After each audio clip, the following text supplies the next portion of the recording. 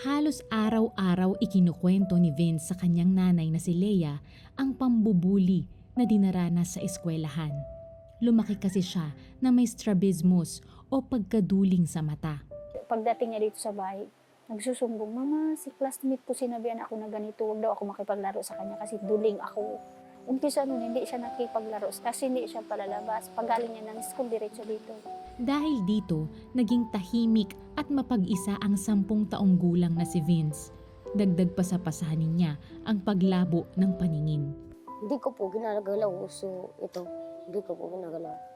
Duble po ang paningin ko pag minsan nahihilo po, masakit po. Masakit po sa loob. Sana po maopera na po itong mata ko.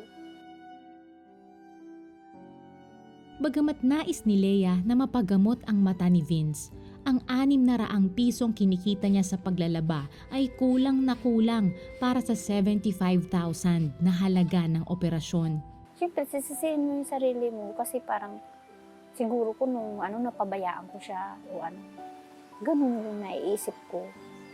Sabi ko, Lord, sana po yung hiling ko, sana pagbigyan niyo ako kahit papaano, kahit ito lang.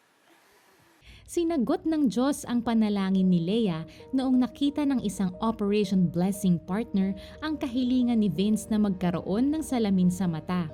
Nakasulat iyon sa isang Christmas gift-giving event sa kanilang barangay. With 154 kids, only Vince asked for an eyeglass.